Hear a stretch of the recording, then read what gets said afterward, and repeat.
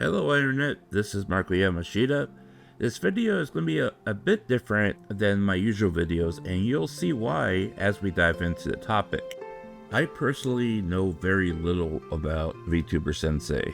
What I know of him is through what other people say, like Falsight, or the articles on their blog. VTuber Sensei goes on to finish his piece, giving us this too long didn't read to put in simple metaphorical terms. AnyColor got a D+ for their financial result. And with this in mind, allow me to show you why VTuber Sensei's articles of Nijisanji and Hololive show a significant bias, which casts doubt on what the article's agenda really is. The post begins friendly enough, explaining what you think would be key indicators or metrics that's going to be used throughout the article.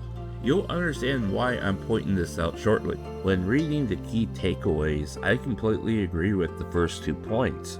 However, I would have combined them. The forecast revenue shortfall is heavily weighted to commerce and merchandise, which could have been explained all at once. Repetition of a topic suggests the speaker or writer is emphasizing with a specific subject while contributing additional factors to the subject matter.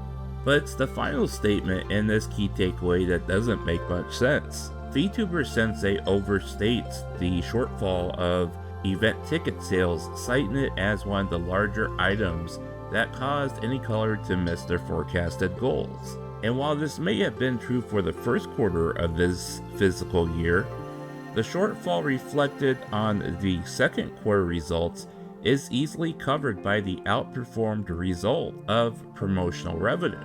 Bad News Hidden reflects VTuber Sensei's bias, and is solely because Corp Corporation buries any negative news in poorly defined investor relation material and gives little to no explanation. The fact that AnyColor have unshipped commerce that can't be counted towards the result is understated. VTuber Sensei's statements are fundamentally flawed. Basing this solely off of this chart seen here does not provide an accurate picture of a company's financial situation or profitability. The term operating profit takes the revenue, then subtracts the costs required to run the company and pay its employees. However, you should not be using this as your sole indicator for growth. Operating profit is an isolated metric that's best suited to compare one company to the next. It should not be your only benchmark. Before we move on, I want to discuss this warning sign that not all ventures are paying off that VTuber Sensei adds at the end. If you're trying to weigh how well or efficient a company is doing, you need to calculate their return on assets and return on equity. And the data shows that AnyColor is more efficient at making a profit with what they have when compared to Corp Corporation.